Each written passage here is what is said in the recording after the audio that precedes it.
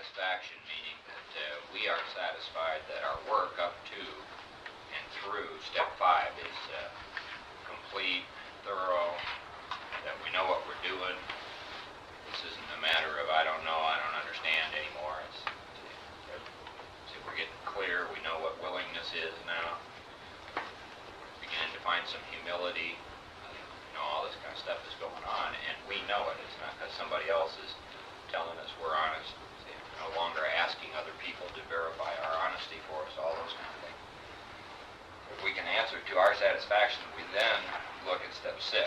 We've emphasized willingness as being indispensable. We talked a lot about willingness last week, how it's okay to be unwilling, as long as we are then willing to do something about the unwillingness that we find. And that is, at every step, wherever we get stuck, it's always going to be willingness that will get us unstuck, and how we need to be into action, on the things that we find in ourselves, character defects, shortcomings, all that kind of stuff. So it says, are we now means here in the present moment, ready. Ready means what? Prepared, willing, to let, permit God to remove from us all the things which we have admitted are objectionable. A lot of us get stuck, especially, we've been around AA for a while and got into a whole lot of the other kind of things that go on. See, we're not ready to let God do anything. We're ready to work on them ourselves. We're going to deal with it, and we're going to get in touch with it. We're going to discuss it. We're going to this it, and we're going to massage it. And we're going to hug it, and we're going to do all these things. But we're not ready to let God remove it. And see, so this is a very clear kind of thing, and sometimes getting ready, being willing and ready to let God remove something from us, it can be kind of an arduous process. And those of us who have started to make a list and to put these things down, the character defects and the shortcomings that come out of them, I hope you're beginning to see that. See that this is not some Pollyanna, well, I'm suddenly rendered white as snow kind of step that occurs. Oh, now I'm saved, now I can walk on water, now I'm pure, now I'll make no mistakes, now I'm perfect. It's not like that. We need to face up to whatever we got to face up to. So we don't all have the same things in the same degrees. And whatever degrees you got them in, that's where your point of view is going to be. So are you beginning to see that at this point, sponsors and discussions and all that are all good, but this whole matter of being honest with ourselves, is what this is all about. The degree of responsibility necessary. No honesty with ourselves, no growth, stuck, all that kind of stuff. It's like, nobody else can take your inventory for you. Nobody else knows your heart and your mind except you and a power greater than you. Everybody getting real clear about that as you look at these things. Okay, so are we now ready to let God remove from us all the things which we have admitted are objectionable? So one other thing about that is our agendas on, the whole process of spiritual growth need to be thrown out the window. It's going to be God's agenda. Haven't you all had an agenda somewhere along the line? I think we all have, sure. And it makes some sense to have one until you realize you're powerless. And then our own agendas about things don't make much sense at all once you understand that. Okay, so can he now? So notice that we see that word now a couple of times in this paragraph. Now, can he now take them all, every one? If we still cling to something, we will not let go. We ask God to help us be willing. And so that is the action that you take when you find that you're unwilling. Okay, so first the honesty is necessary to admit what the character defect is. And then we have to determine honestly face whether we're willing or whether we're unwilling. If we are willing, there is further action to take, called step 7. If we're unwilling, then there's a prayer right there, an action to take. So we have to be willing, to pursue willingness. Now at some of the step 6 stuff that I found, especially sexual stuff, money stuff, some security stuff, and in order to be honest with myself, I had to start backing up. And I would get 16 willings away, from being willing. I'd literally put them down on a piece of paper, see, and start asking myself, am I willing? No way. Am I willing to be willing? No way. Am I willing to be willing to be willing? No way. Am I willing to be willing to be willing to be willing? No way. See? And I just kept backing up until I found a place where I could be willing to seek some willingness, and that's where I would start. See? And see, that's perfect. It works fine. See, just find out exactly where you are in terms of willingness. See? Because the real important thing here is that we be willing to grow, and if we're not doing anything, then we're not growing. Okay? Now, there's no such thing as status quo, as you'll see. We go further on through this chapter. Say, this is, we're either growing or we're shrinking. So you're going to start seeing the word shrink begin to appear. Okay? There's nothing called laurels. See, have you tried to sit on your laurels yet? Anybody? See, most of us try that. See? And if you notice how they disappear immediately when you sit on them, boom, see, suddenly they're gone. Okay, see, so willingness, see, is indispensable. And what you'll see as we go all through the rest of the steps, see, is willingness is necessary. It's so hard because in step 3, made the decision to turn our will and our lives over to the care of God. And that was the hardest part for me right there with that will. And I haven't really struggled with that for a long time. And then now again, the will. Now I'm supposed to be willing or figure out whether I'm willing or not willing. And part of me is willing, and part of me isn't willing. And what degree is willing? It's so confusing. Sure. Well, see, that's what step 6 is about, is to begin to look at, see, where you're willing. See, when you say a part of me is willing and a part of me is not willing, see, you really don't know what the problem is at that point. See, you don't know what, see, it's probably about clinging to something you don't want to let go of. See, and that's what you need to begin to identify. Does that make sense? See, when you say a part of me, what part? See, what part ain't willing? See, where is the unwillingness coming from? And we all need to get over the idea that unwillingness is bad. See, do you have an idea that unwillingness is bad? Yes. See, unwilling. See, we need to begin to look at unwillingness simply as a shortcoming. Okay, see, and to be honest about it wherever we find it. See, to stop beating ourselves up about that. See, if you're unwilling, great. Just all you got to do is admit to yourself and to God as you understand Him that you're unwilling. Okay, see, and then instead of beating yourself up and getting all weirded out about it, so you start praying for willingness. Okay, see, but you can't take that kind of action until we can all, see, get over this idea that finding unwillingness is a bad thing. See, and beating ourselves up about it. See, most of that kind of attitude that I found in myself comes out of this perfectionism sort of place that I've always lived in all my life. Anybody had that? Anybody find that on your shortcomings list? Trying to be perfect? Afraid to make mistakes? Oh God, what if I screw up? All that kind of stuff. So, if you remember when we were reading step 6 last week, Bill talked about how this step, see, is a brand new venture into open-mindedness for us. Part of being open-minded, see, is to cease, see, this whole thing of being afraid to find what you find and see, being afraid to admit our own unwillingness, see, and all that kind of stuff, judging what we find as good and bad and right and wrong instead of doing something about it. See, these are all, see, pretty new ideas to most of us. See, and if you have the sense, sort of like Liz was talking about, kind of like getting on a bicycle for the first time and it's pretty wobbly, you're not real clear about it all, that's okay. Just like anything else that you do for a while, you get better at it.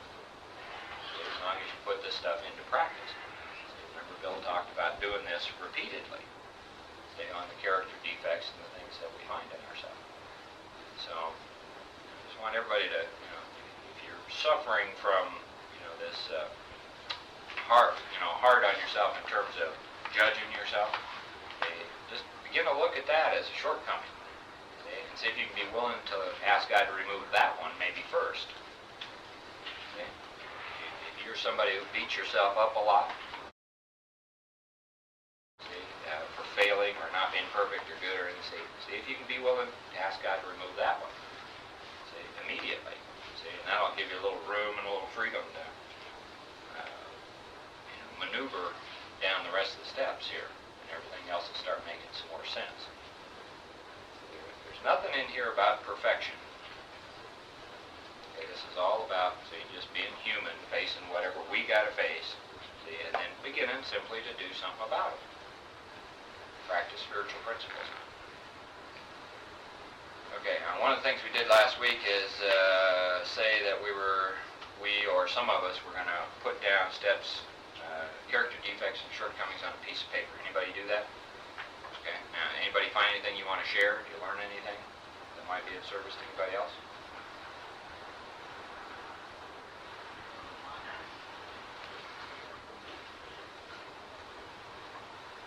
Okay, what I'd like to suggest is that something that you can notice about these kind of things is we're still not too open about talking about them in front of other people.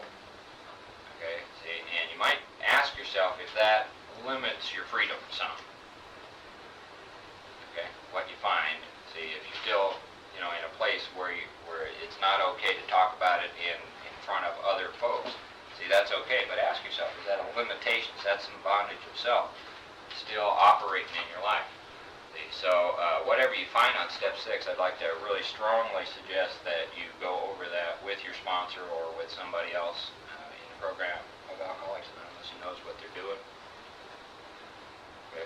So, especially if you're learning things that you didn't see clearly when you did step 5. Okay. Yeah, Joe. You're talking about anything that, even if we thought of something like defect or shortcoming? Okay. I relate to an incident just now, is how impatient I am. Okay. I asked Bill to give me a ride, and I like to be on time, and he's showing up late, so I'm going to be late. See, and that's why I don't depend on other people. See, and I get real impatient and get real, what do you call it? Irritable and discontent. I mean, very much so, because I'm one of those that like to be early and be on time. I don't like being late, and that isn't what. And I know that has nothing to do with him. It had to do with me. Right. And that, sometimes it gets to me, but and I have to go. It ain't his fault. I got to go. It ain't his fault, and I got to ask God to help me because I have a hard time with it still, and it has nothing to do with it. That's with anybody. I don't like depending on people. See, that's a biggie for me. I just don't depend on people. Like the book tells me, I can't trust anyone. I still don't trust anyone. So I don't know if that helps. But that's what I see. I have to ask for that willingness to learn that things happen in its own time, the way it's supposed to. I have a hard time with it. Something I was running into really great depth was I was setting up checks where I would catch myself being prideful, etc., etc., etc. And I would literally not be able to get through 3 minutes, 5 minutes of the day without catching myself in one of these things. At one point I thought, all I got to do is tape my mouth shut and never say another word, and I could live a program of scrupulous honesty because I couldn't say good morning without lying to somebody. And then, as I pursued it further with myself, I began to realize that I was setting up these things as entertainment, almost for myself. Not as detecting a character defect, realizing it's there and praying to be rid of it, but just as a game. Great. No, I didn't write it all down. Just become Willie. I got a lot on pride. Thinking of it, that with the definition, too high an opinion of one's importance or superiority. And that really made me think of a lot more things as far as striving, the drive for success at where I work, and my ambition towards my job. And trying to play God.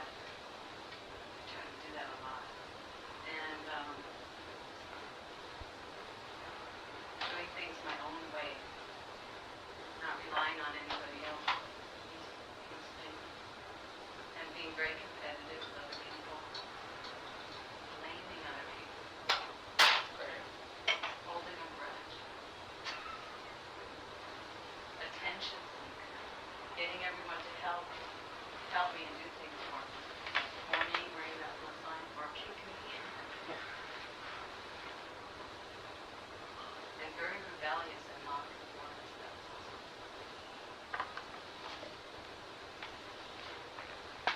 That's dynamite. Do you see any contradiction in any of that stuff? Yeah, see, that's one of the weird things that I found in step 6 is that my pride would have me do things that were contradictory.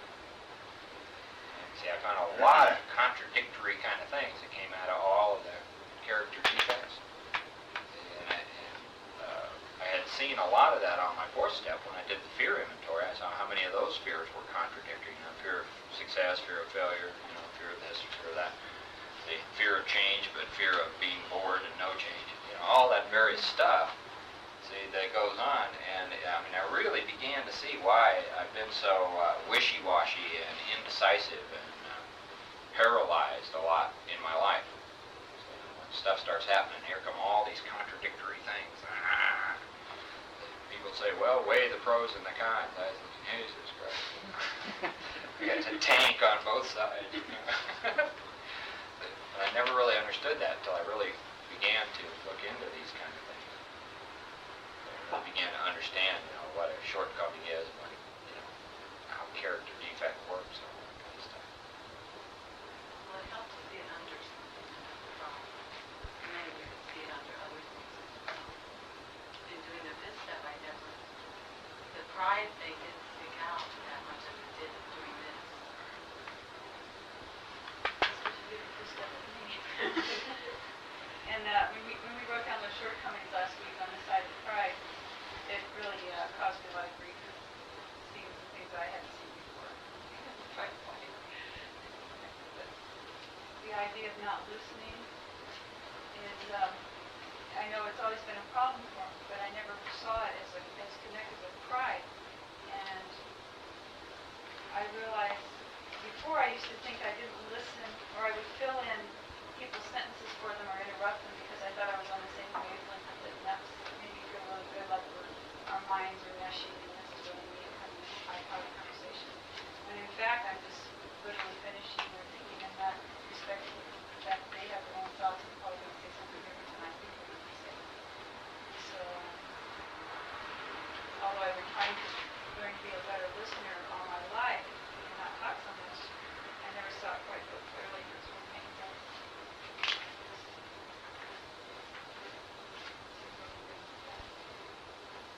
It's amazing how many of your selfless acts you can't wait to tell somebody about.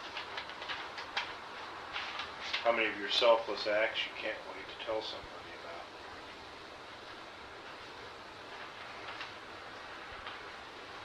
I was to do something with people that I thought was one of the good things, and later found out that it really was because of my own selfishness and self-centeredness. And I tell people, well, now I'm not going to tell you what to do, but if it was me, that's what, and so I was very, very artfully lead them or try and direct them the way I wanted to, and it was real difficult for me to see that one. Because I really believed it was something that I was doing that was real good, and I had to look real deep before I could see that I really did.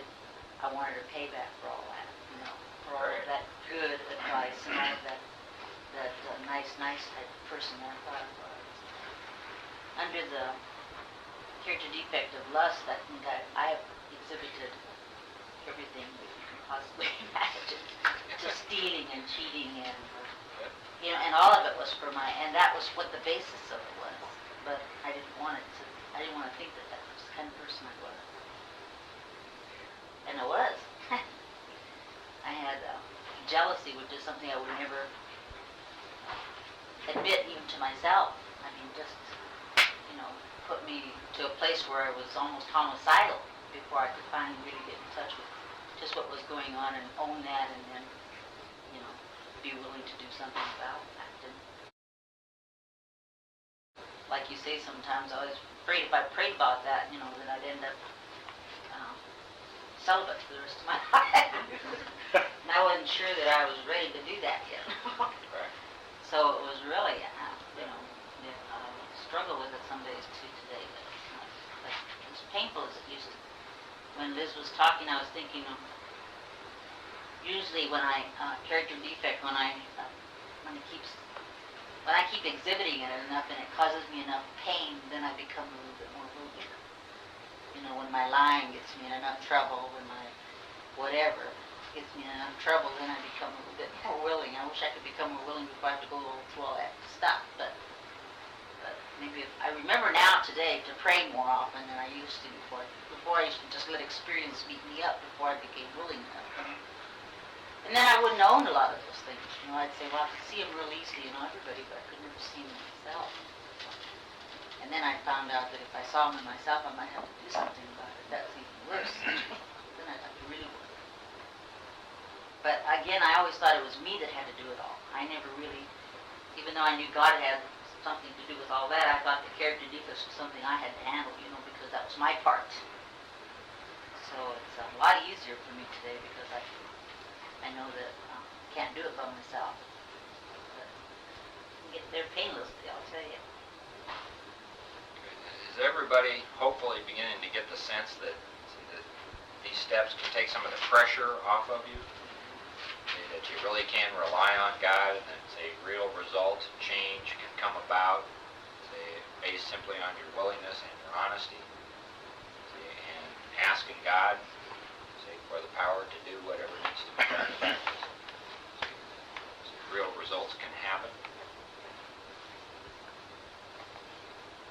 It took a lot of weight off of me to realize that. For a long time, since when I started this big book study, I was willing to go to any lengths to stay sober, but I wasn't real willing to go to any big book studies or 12 and 12 because of shame and guilt also, so the inability to read. So that kind of kept me out. But when she mentioned the tapes, Betty said, "There's a golden opportunity. I don't have to read anything." He was to find out that I had to do some writing, which I can't do real. See, that's something I had to work on. But today, for me, even a long time getting into 6 and 7 with my sponsor, is 4 or 5 was a breeze to me. But 6 and 7, that's a mother.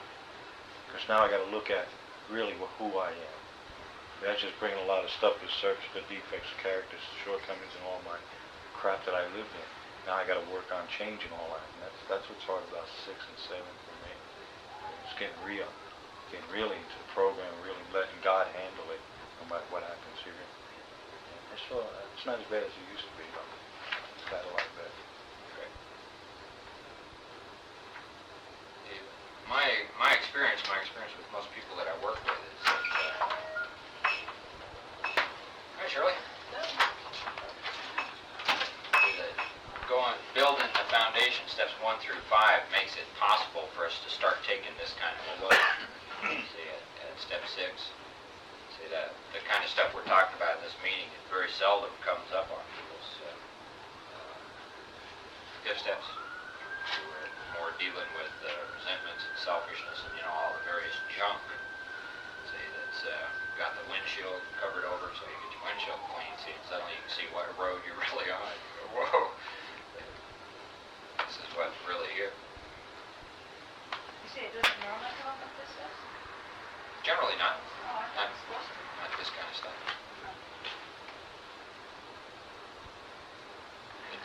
It does for some people, but not for others. So, Depends how you if you're finding, that you have at this point some, a little clearer point of view of what this is all about, that's some pretty clear evidence that, the first 5 steps have given you a foundation.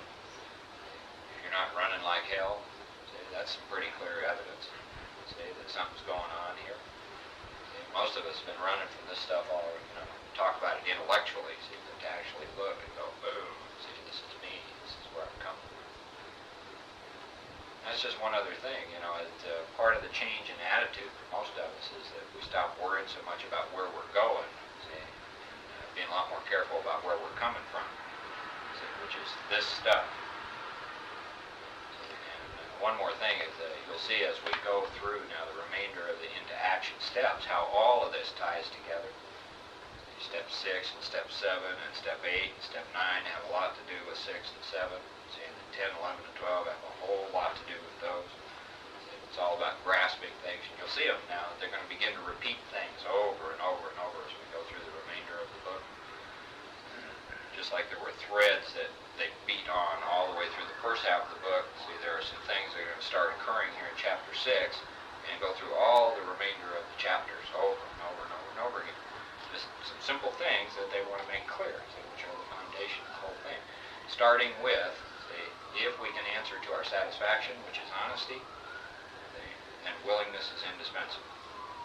See, we're simply starting to walk down a path. So try to be just as open-minded and as willing as you can be. Okay, we're going to get into step 7 now, which is the next paragraph. And you notice once again we only find one paragraph. See, on the 7th step. See, and step 7 literally, see, is an action. Okay, but it's a very important action. It says, when ready. Okay, it's like, see, we don't go out and go to work till we're ready. We don't eat dinner until dinner's ready. We don't take a bath or shower until the water's ready. You know, there's a lot of things in life where you got to be ready before you can do something. Okay, step 7 is when ready. So I hope you're beginning to see the degree of honesty, the responsibility involved here.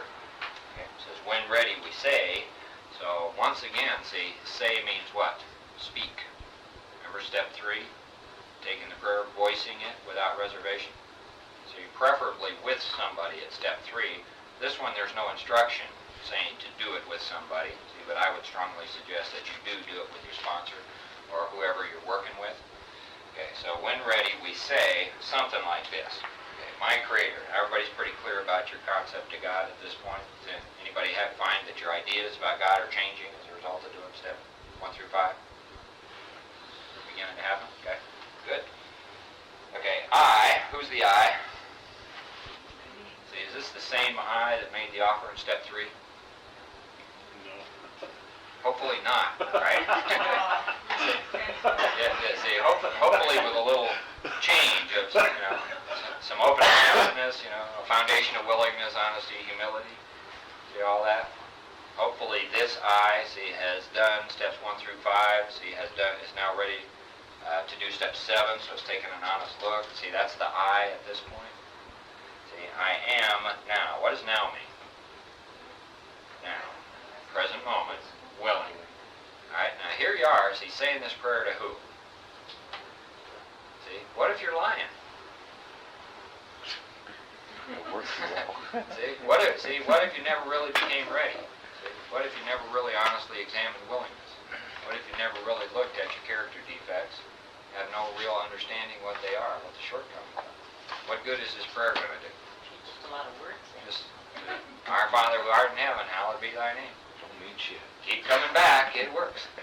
See, just one more, by rote kind of thing.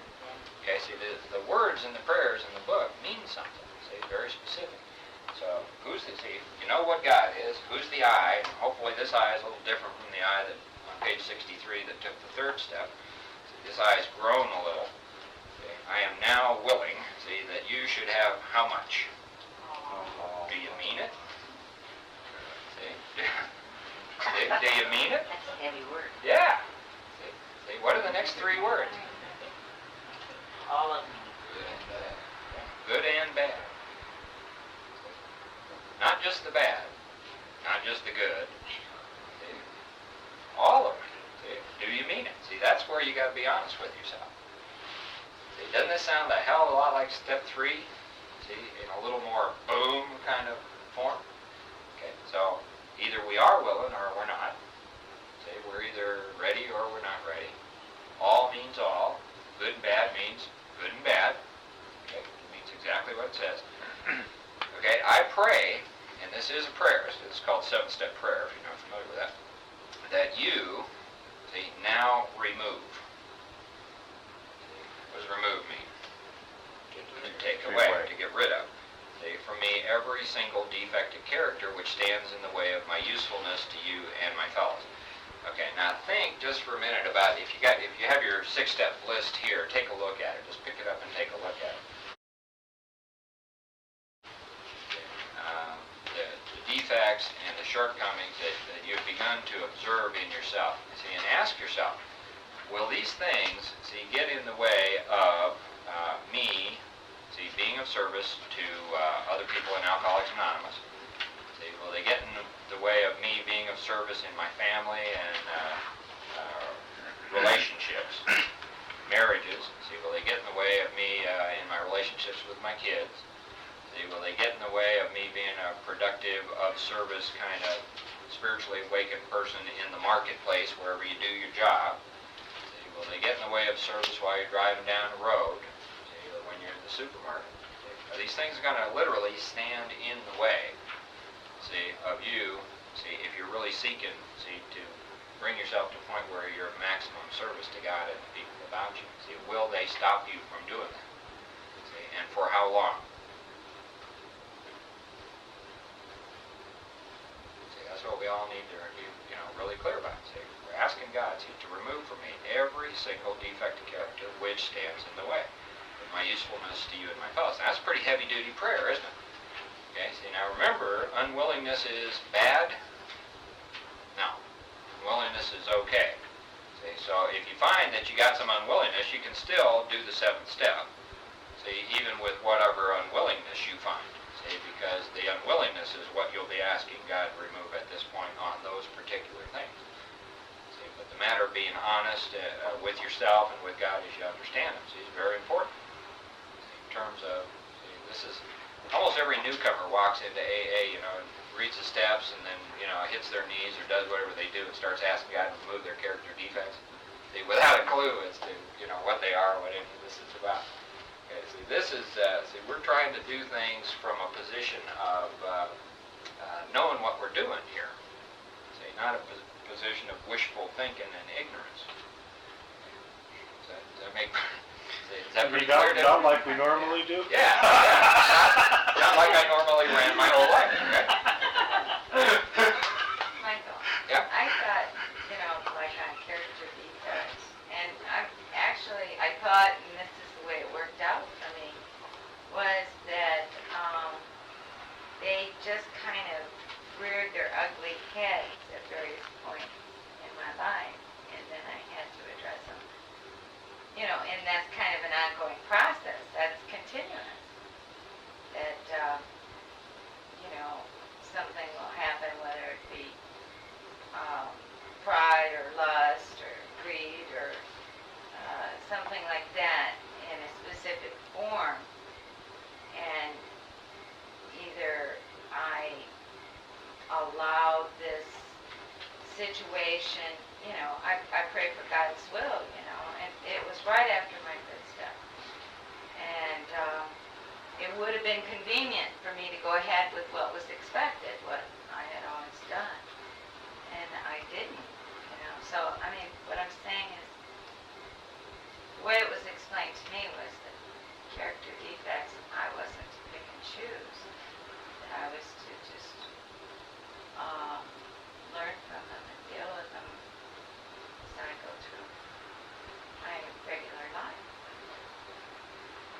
Am I making any sense? You've got a real blank look on your face, Michael. Honesty. Well, all I'm trying to do here is make the stuff in the book clear. See, and if it's at odds with what somebody told you, then you might discuss it with whoever told you that. So you do an actual inventory then? That's what I was supposed to have done, yeah. All the defects, right? Well, as I told you last week, there's no instruction there in the first paragraph to make a written list. Right? So, but I did show you that there is, Yes. Was the suggestion in step 6 and the 12 and 12 and why.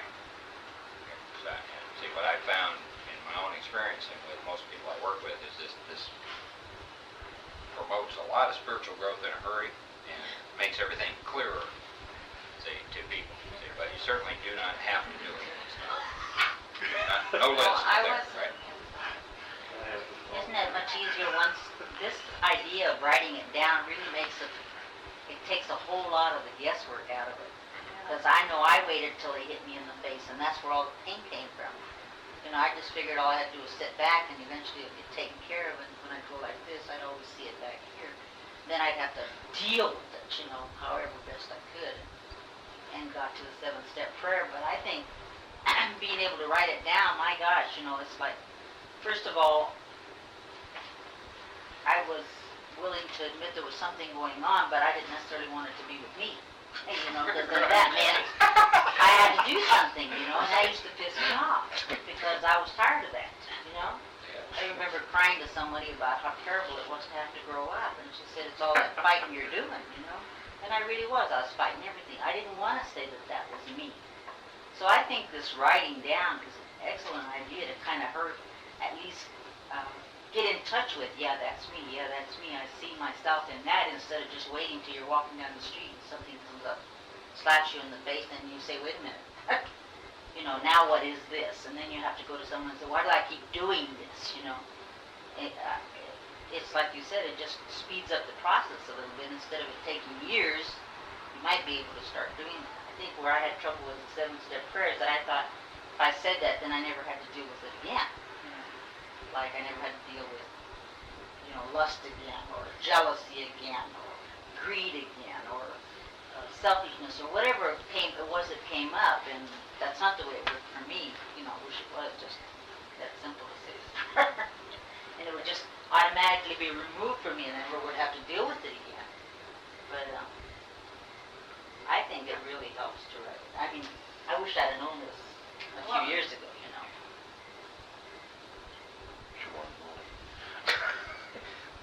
What I get out of this is, I'm going to just make it real quick, is after doing all this stuff and understanding this prayer, don't mean shit until you do the basics of the first 5 or 6 steps. Right. And get into this, because this is where you're going to learn the willingness to grow as an adult. To me, this is the way I see it. I've always been a child all my life until I started doing something different. So this is kind of the way I see it. That's the way I have to apply it, the way I understand it. You know, for me. So it's a basis of no more being a child and acting like a child. It's time to start being responsible and acting like an adult. It took time. I think one of the hardest things for me to swallow was when my sponsor said, you just fucking need to grow up. Hate that shit. But it was true. It's true. If you've ever read the 12-12, Bill talks about that. Some shrinks did a study of alcoholics back in the 40s, and their conclusion was that alcoholics were grandiose and childish at the same time. Mm-hmm. And then he writes how we did resent that verdict. See? I don't know. Anybody, do you see any childishness in yourself as a result of the first 6 steps? See, childishness in your thinking and, you know, wishful thinking and not based on facts and all that. See, I have a lot of that. Everything ought to be perfect all of the time. If you're not perfectly happy, then you have to be perfectly miserable. And, I mean, it's an incredible amount of childish kind of thinking that I have. I'm glad you brought that up. Oh, I don't know Very really true about it. whether it impressed me so much as childish thinking. It just made me realize how sick I was. Yeah. Just the plain and the simple, because a lot of it I would hate to call childish because I see it in 90% of the people that I work with. Definitely right. Yeah. Had to make it childish. Well, okay, if the whole world's childish, we have to redefine childish, but... No. One other thing I'd like to, yeah, go ahead. My thinking always was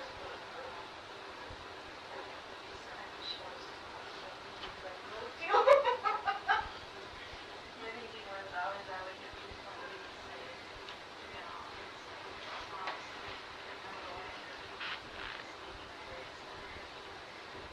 and I, long time ago, I thought that was it.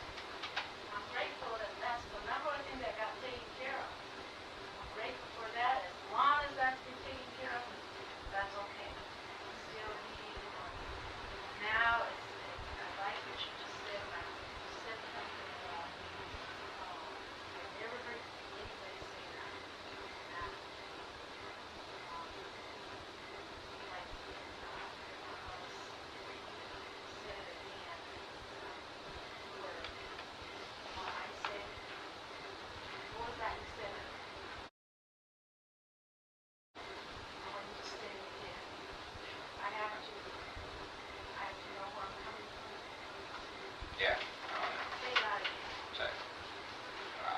felt that where I was going was what is important in life. A change in attitude happens here in these steps where it becomes more important where we're coming from, Yeah. see, rather than see, who we are, see, what we're putting out. See, becomes more important than what we're getting, where we're going, plans and goals and dreams, and all that selfish stuff. That's one that I need to note that down. Because I just think, yeah, I love my country. I want to live this.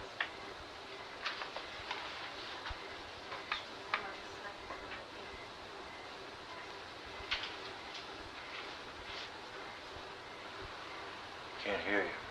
It is. A lot of this is painful stuff. Nobody likes facing up to it. When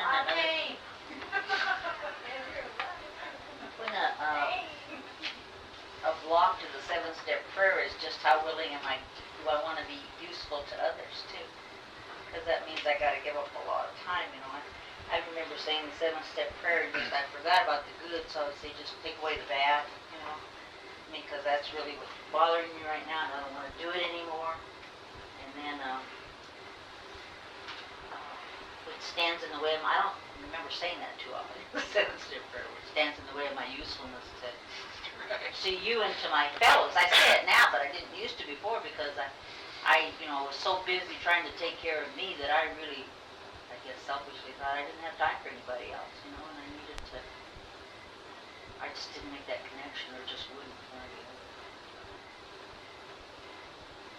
Some of us, when we get into AA, we just want to charge out and toss up the world, and that's a good thing. Some of us don't have any desire to do that at all.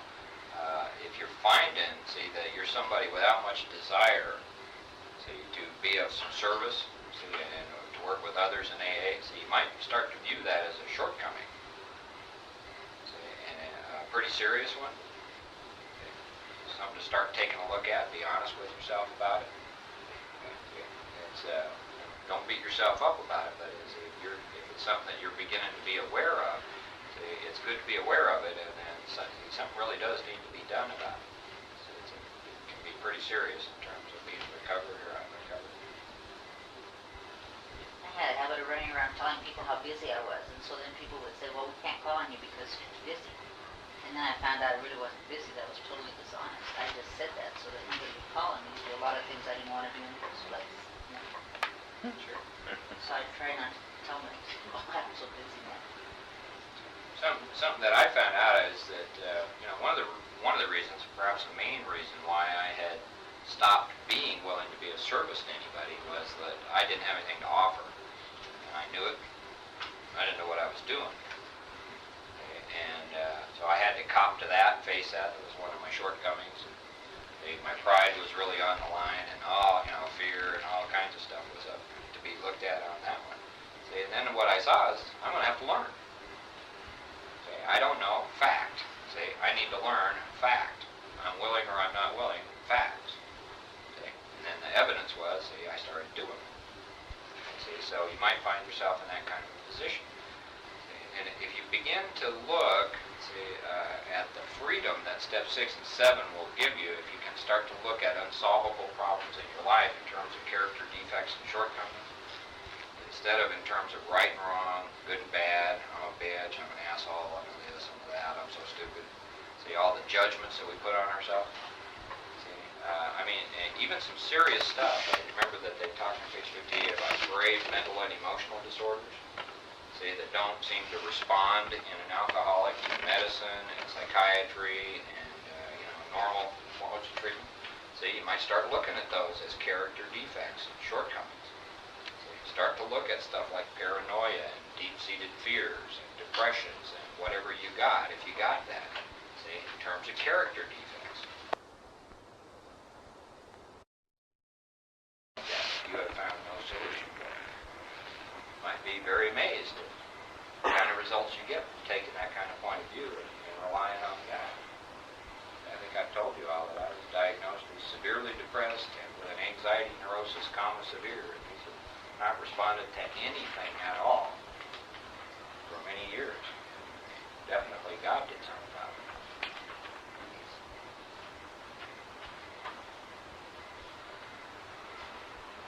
Okay. Does everybody understand the prayer up to the point where we are, which is the last sentence, grant me strength? You got anything else about that? Okay, what does the word grant mean?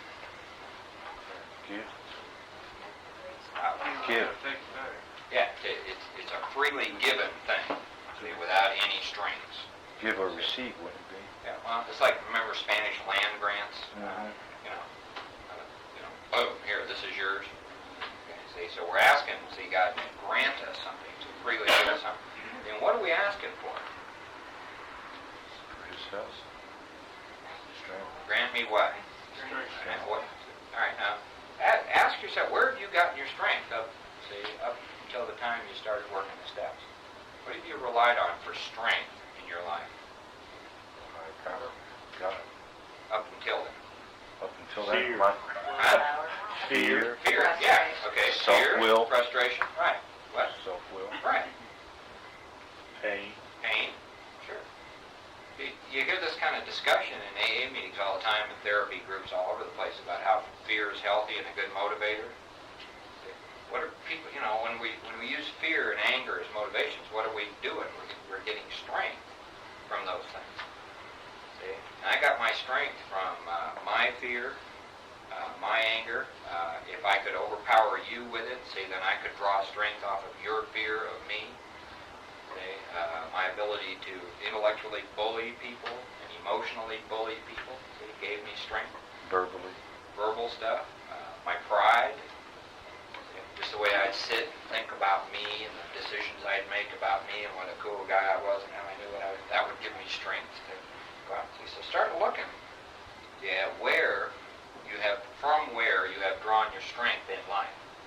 See, maybe other people. See, some of us are some pretty severe power sucks, we drain other people. I started to do that, towards the end of my alcoholism a lot. Just hugging somebody else's knees while I was on mine and then pretending I was being independent while I did it. Totally relying on other human beings for strength and all that kind of stuff. So begin to ask yourself, where have you gotten your strength? And are you willing, to mean what this says, which is we're asking a higher power, to grant us strength.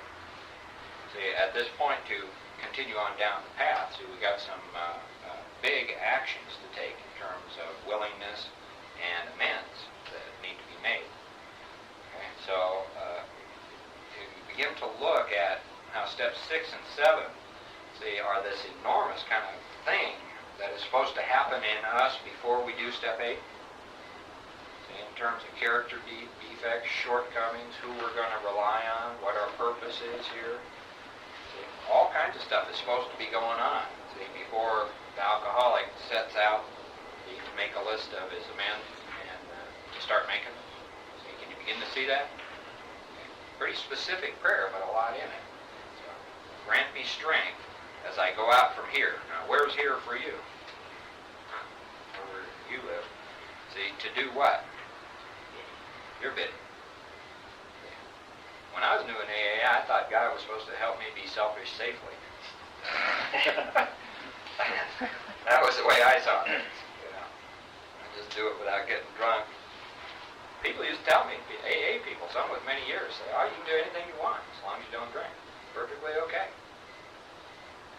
Literally, screw her. That's all right. No problem. Rob a bank. That's okay. No problem. They'd say I was a horse thief before I got here. Now I'm a sober horse thief. So this list that we made on the one side of the roots and on the other side of the shortcomings, on the one side of the character defects of the children, on the other side are the manifestations of the shortcomings. Right. And hopefully you, while you were doing that, you're examining yourself in terms of willingness. Are you willing? Do you see this as an impediment to being of service in your spiritual growth? And are you willing for God to remove it? Just because you see it doesn't mean it's going to get removed. God, my experience of God is that God doesn't play God. God doesn't sit up there and say, well, I can see that Liz has a few character defects she's not willing to remove. I'm just going to remove them anyway. It doesn't work that way. We're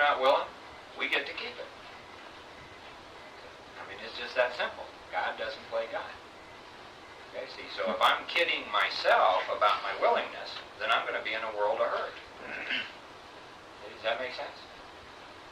Okay, I'm going to start living this kind of baffled life. We've emphasized, willingness as being indispensable. What were the 4 essentials that we saw way back on page 13? Remember what they were? Yeah. Willingness, open-mindedness, honesty. And belief in the power of God. Okay, see, and remember belief in the power of God, plus enough willingness, honesty, and humility, turn the page, top of page 14, to establish, which means to bring about, and to maintain. See, what are we doing here? See, well, actually, we're still in an establishing kind of a mode, see, but we're going to have to maintain, see, the willingness, honesty, humility, and belief in the power of God, because what are we doing in this prayer? Who we're relying on? God.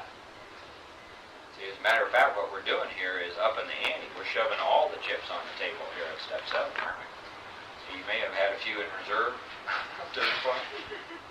But see, it's like your bluff gets called at this point, doesn't it? How honest are you going to be? How willing are you going to be?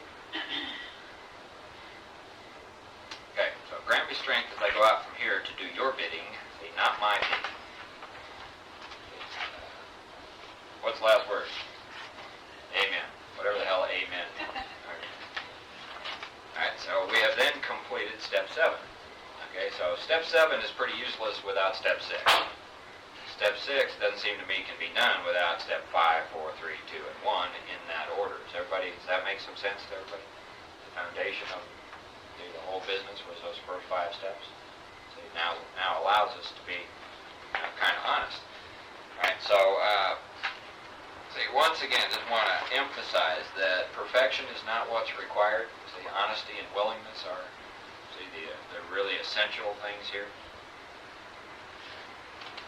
See, being white as snow, giving up everything, sell all you have, give it to the poor. You know, see, never eat meat again, go be but none of that's required. Okay, see, it's just honesty and willingness. See, once again, what do you do when you find unwillingness? Pray for it. Say, action. Okay, that's step 6 and 7. Everybody clear? You got any questions or anything you want to say about those? I thought if you found something that you weren't willing, you just admit it. You were honest about the fact that you weren't willing to give it up, but you didn't say, no, never. Now you just said that you prayed for willingness to give up something that you aren't willing to give up? Okay, pray for willingness where you find unwillingness. Read the last sentence in the first paragraph of page 76.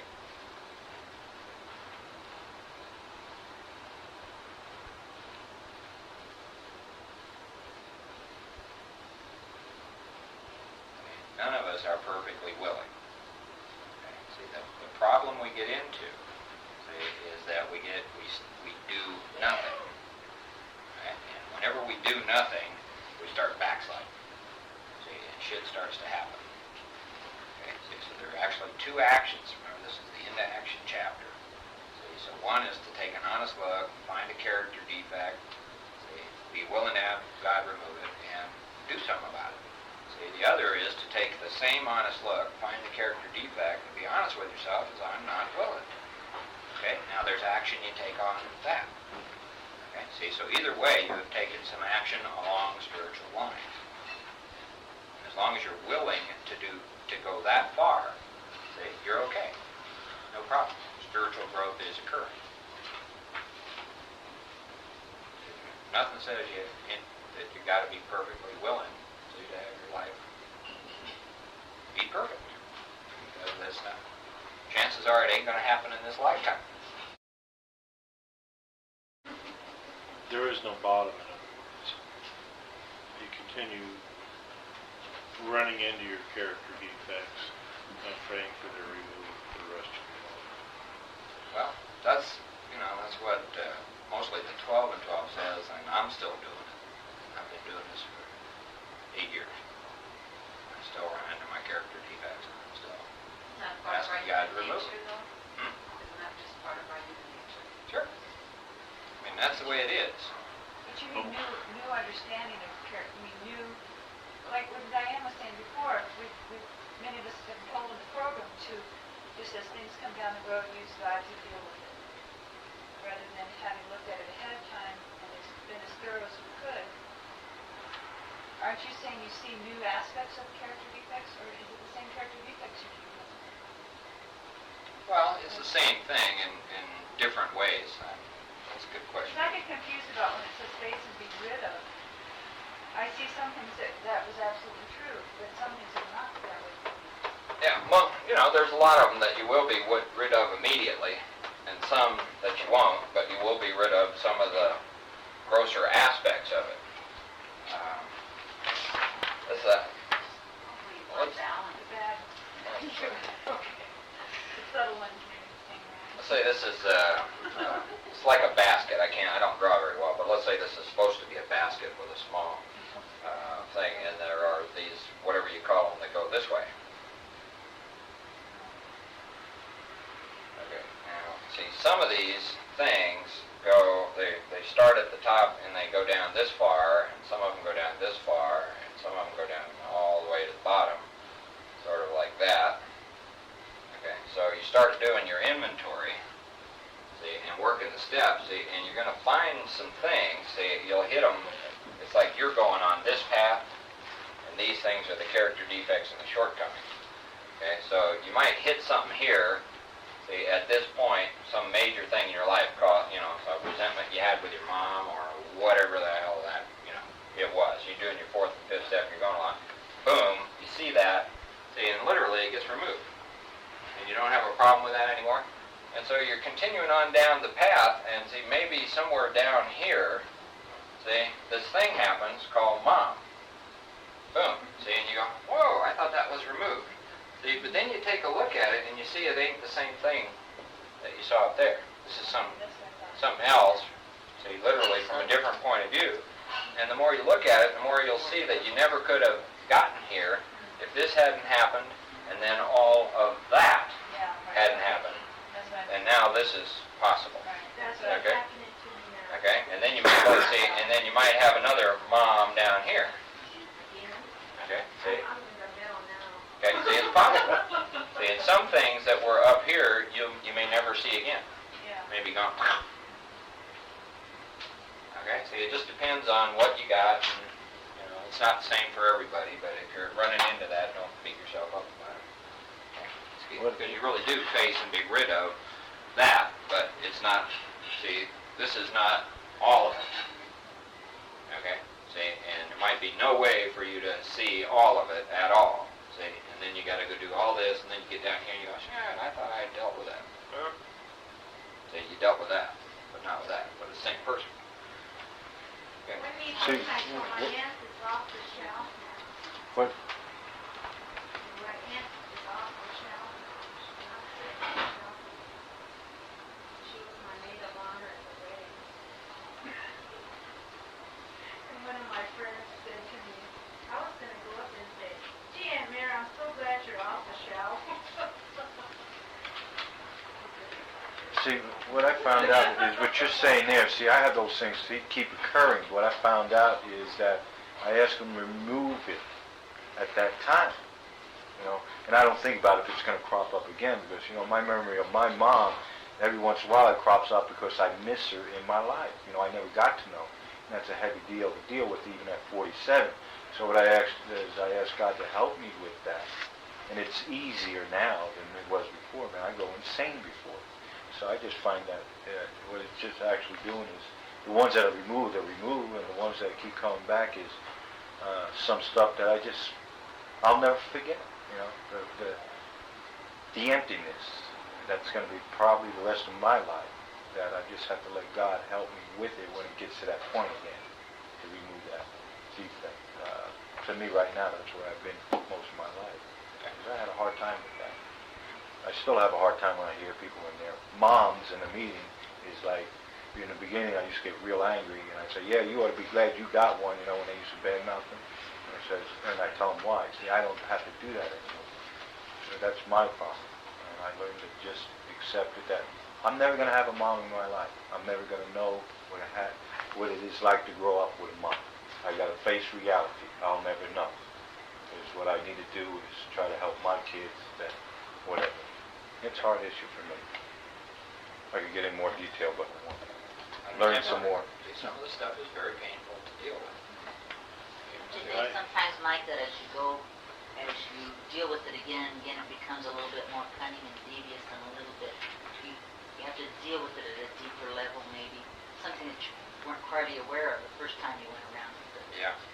And so then it takes a new degree of willingness that, Mm-hmm. I had an honesty, more experience, willingness. oh shit, here it comes again. I thought, or another one that I had, then why do I have to keep doing that? I'm just really sick of it, I don't want to do that anymore. And I would find I would do those kinds of things in relationships a lot, whether it was with my family or whatever. And each time it was just a new degree that I had to deal with it at different degree.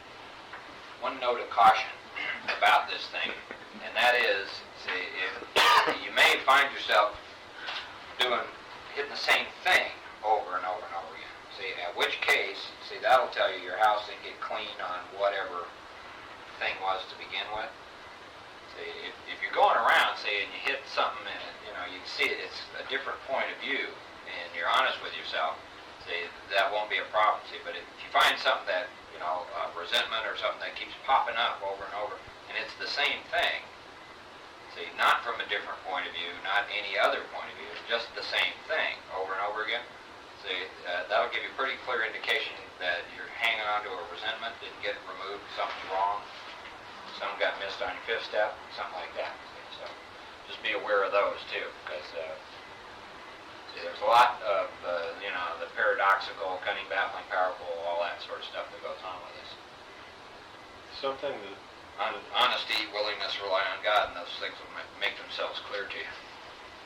something I see is, as I hit it at one level, okay, it may be a blindingly painful thing. Okay, whatever is I hit at the first level now or whatever. When I hit it further down, okay, I may be dealing with it at a deeper level, but it's not nearly as painful. Because now I'm not dealing it with myself, I'm dealing with it by myself, okay? And the further down I go, the more they just become, oh yeah, I gotta pray on this and let it go past. Okay.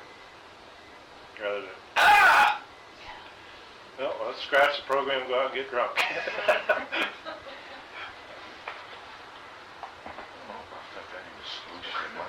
To me, that was one of the major freedoms that came as a result of the first 5 steps, was the freedom to literally do this.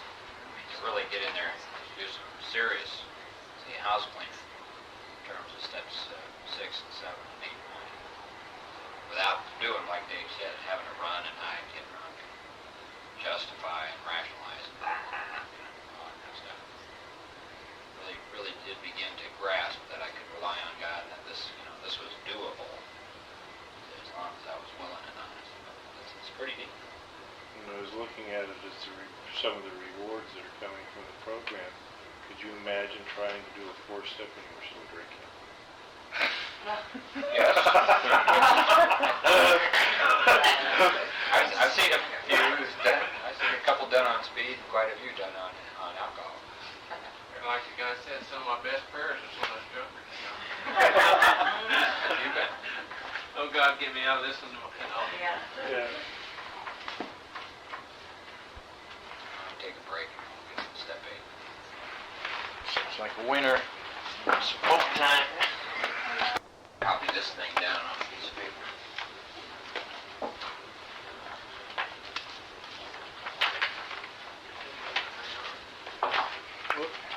Space.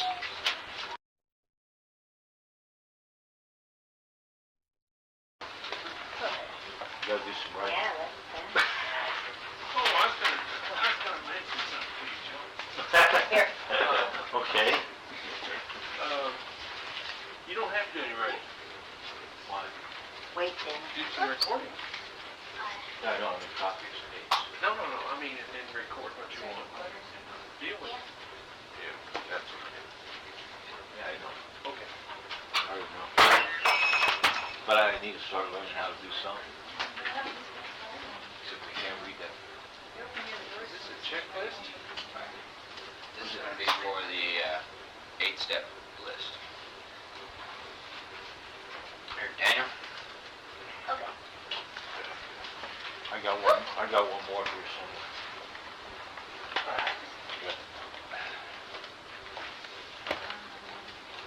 Motion second, person, These are the old ones. The new ones work better than the Coke machine when I get across.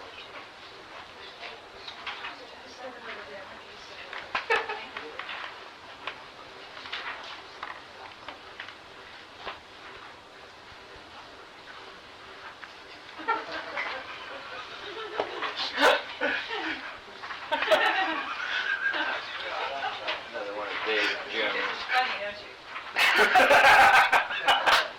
It never ends. Oh, this is good. I don't want to.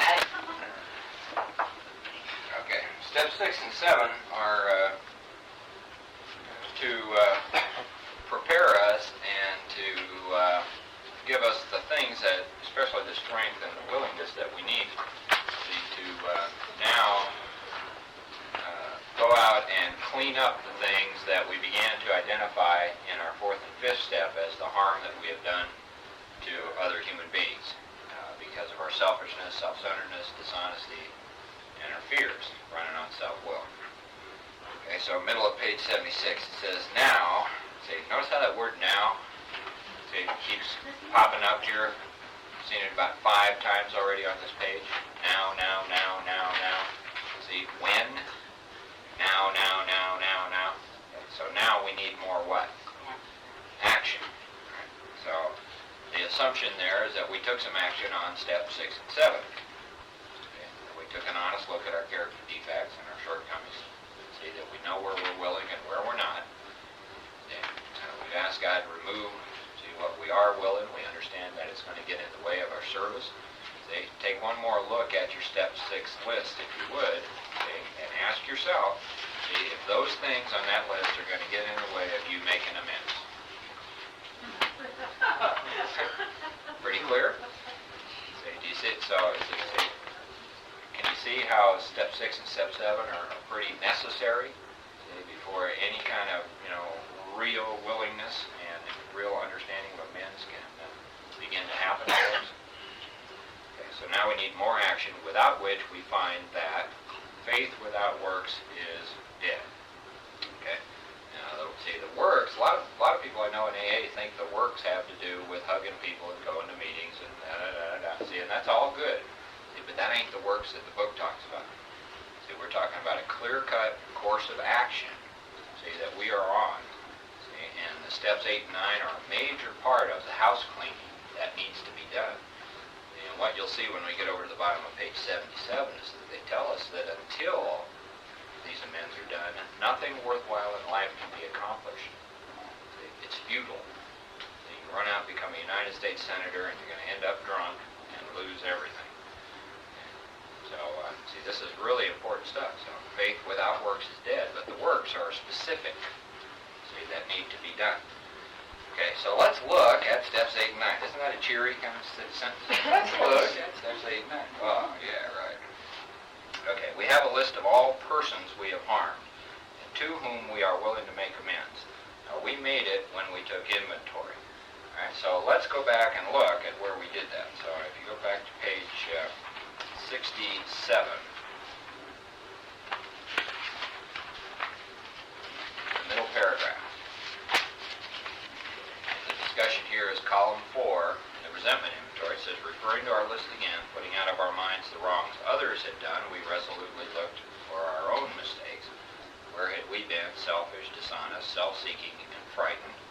Though a situation had not been entirely our fault, we tried to disregard the other person involved. How much? Entirely. Where were we to blame? The inventory was ours, not the other man's. When we saw our faults, we listed them. We placed them before us in black and white. Let's all read the next sentence together out loud. We admitted our wrongs honestly and... Okay, so find, see, most of the amends that we need to make in column 4 of the resentment inventory. But that's not the only place. See, they asked us to look at that, so let's go over to page 69.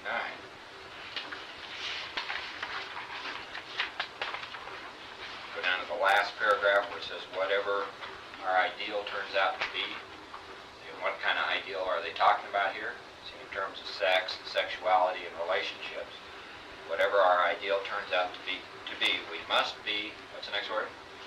Willing to grow toward it. All right? We must be willing to do what? Make amends where we have done harm. Okay, see, so we're going to find other amends, see, in the sex inventory. So that's where we're going to find most of them, and that's what they're referring to over there on page 76, where it says we have a list. See, we go, well, where do we have that list? We got it in column 4 of the resentments, we got it in the sex inventory. Everybody clear on that? All right, now, there's one other thing that you need to give some thought to, because it didn't occur to me, but it was put in my path. I hadn't really realized when I did the steps that there were some people that I had harmed, but that never showed up on my inventory. I had no resentment towards them or about them, had no fear about them, and I'd never been in a relationship with them, say, of any kind. And I owed them some amends.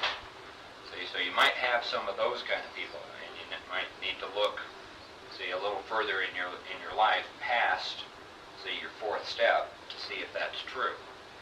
See, you could have a few of those kind of things out there where you may have screwed somebody over and had nothing else to do with them anywhere in your life. No fear, no resentment, no sex stuff of any kind. See, so that's possible. Some people do have those. I had a couple of them. Okay, back on page 76. Okay, we have a list of all persons we've harmed and to whom we are willing to make amends. We've made it when we took inventory. We subjected ourselves to a drastic self-appraisal. Okay, now looking at that paragraph on page 76, do you see anything there that looks like what I have up on the board? There's nothing there, right? Everybody pretty clear about that? See, so you can use your 4th step to do your 8th step, see, if you want to. Some people do that. See, this particular thing I learned from Joe and Charlie in the Big Book Seminar. See, and this is the best way I have ever seen, see, to list our amends and have them in front of us in one place and to understand where we are in terms of willingness. So that's why I'm going to show it to you. Once it, just like that thing that I showed you with the 6th step, see, there's no instruction here, see, to make something that looks like this. See, so this is just one more way, see, that you can get clearer about it. See, I strongly suggest that you do something like this.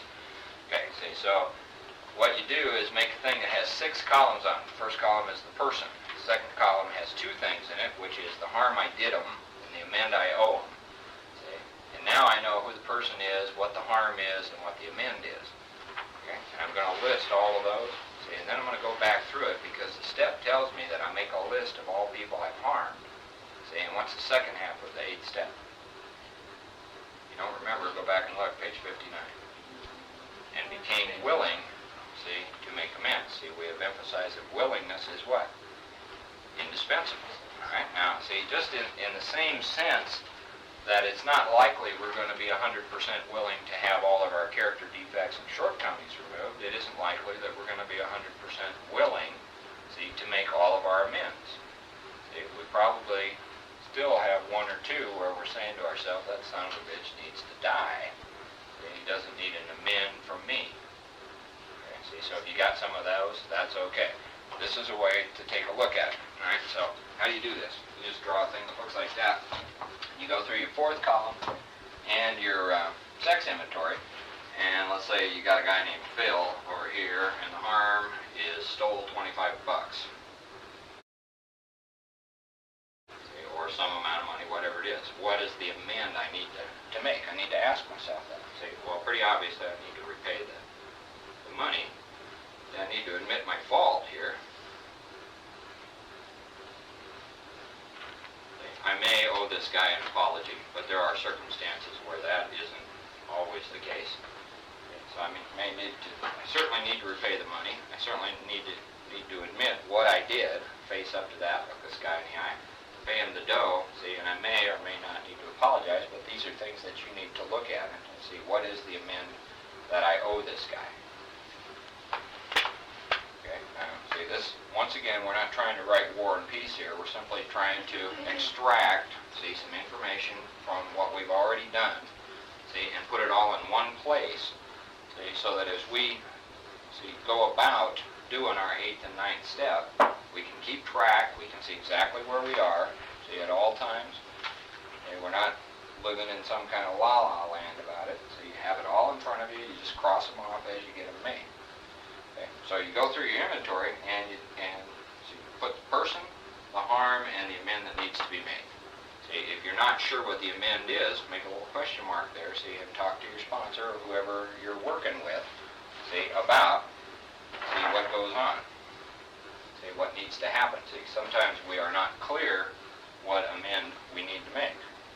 See, you may also turn up some things, see, where you really don't even owe some amends, but see, that's going to depend on your own look and your own honesty. Okay, see, that's up to you and God as you understand it. Okay, so once I have all that down over here, now I'm going to go back, see, and I ask myself, see, where am I in terms of willingness to make this amend, see, to Phil? See, to give him his $25 and to go see him and to admit that I did what I did and make my apology. Am I willing to do that now? Nah. Screw it. Well, does it look like I'll be willing to do it maybe in a little while, a little later? Yeah, probably. Just not today. All right, see, so I put a check mark later there. Okay, the next one is, whatever it is, I ask myself, will I make that one now? Yeah, I'll make that one now. Okay, and you just go through, see, and you'll find that you probably have most nows, a few laters. See, you might have some out here. I'm not sure, see, whether I'm willing to make these. I'm not sure whether I'm ever going to be willing to make this. See, there's a real serious doubt, see, about whether I'm willing or ever will be. See, so those would go into maybe, see, so it's okay, just all you need to do at this point is to be honest. Okay, and then over here are the people that really need to die. Never. Okay? These are the folks that did way more to you than you ever did to them. You don't need to clean up yourself. Every rationalization that you could ever come up with will come up. See, never. Okay, and you probably have a few of those. Okay, see, so once that's done, see, if you're honest, then you will know exactly where you are. See, in terms of what harm got done, what amends need to be made, and where you are with willingness.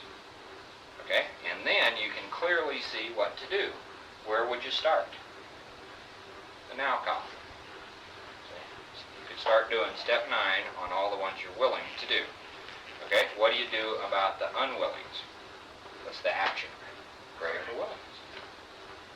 That's all you need to do about these. You don't need to go out and force yourself to do things that you're not willing to do at that point.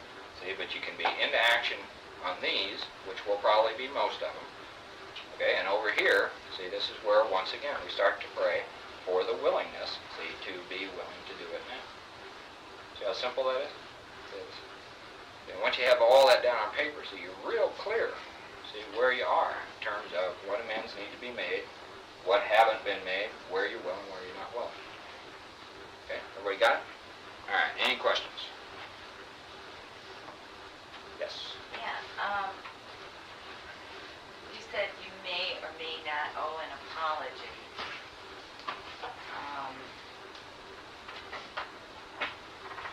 That's unclear to me. It seems to me, when you're asking for forgiveness, for your behavior or the wrongs you've done,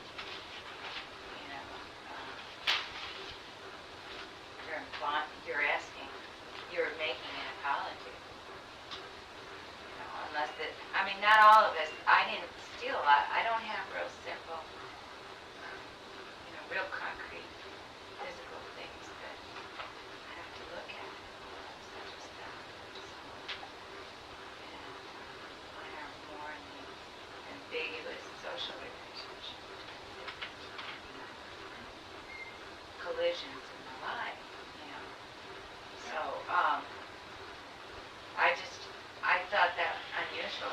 say you may or may not owe an apology. Under what circumstances would you not?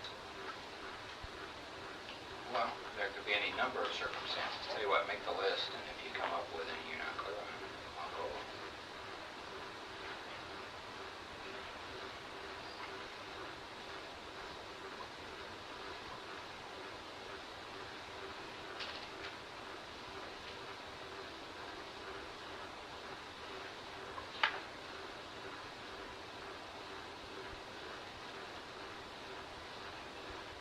Anybody else got questions about how to do this?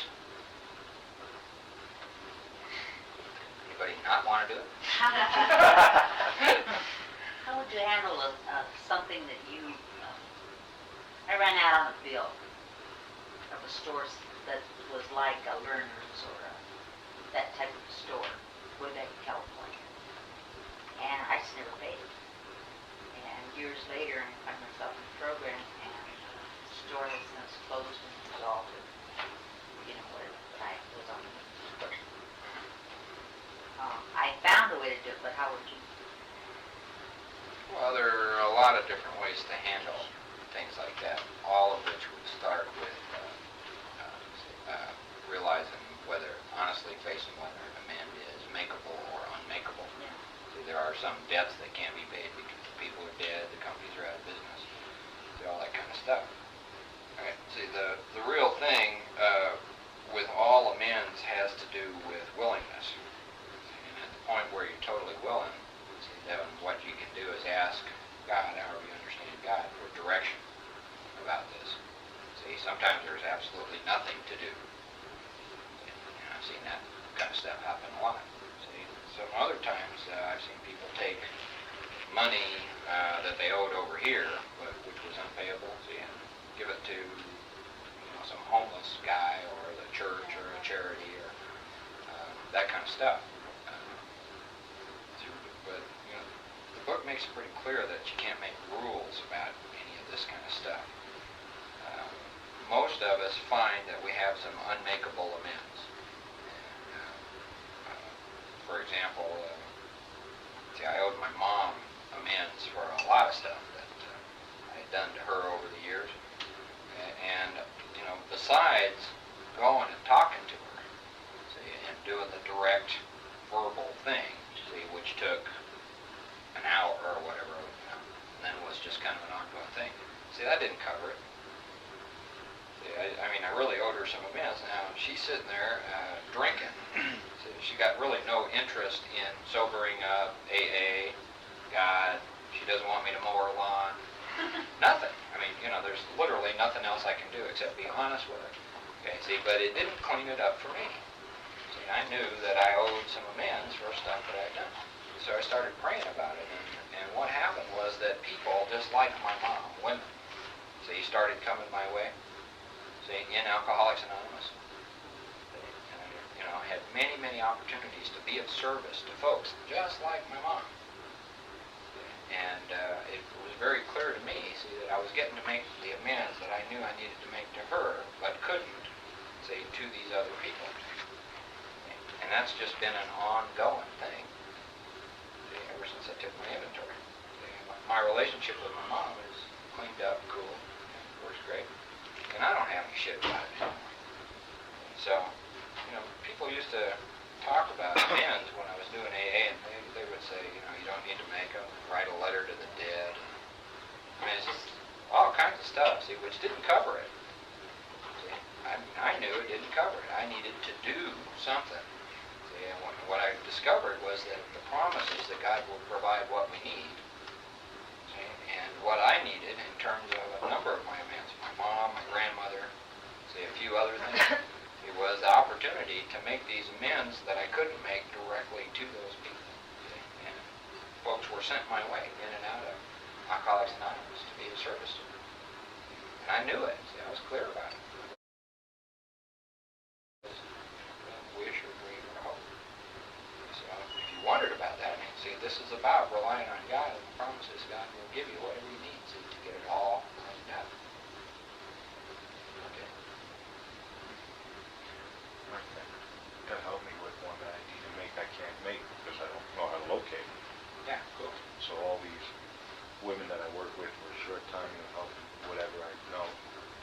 experience is I'm helping them, is making that amends to her. It's a good idea. I'm still willing to make it. If she ever comes in my life. But, well, I heard about the basket and making money amends and stuff that I can't make.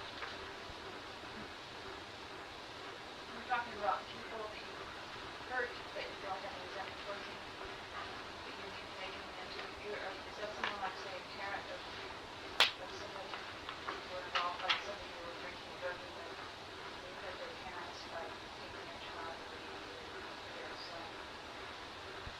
It could be, yeah, it could be something like that. The pain that you caused other relatives coming to that person. That's the only example I can think of. Something like that.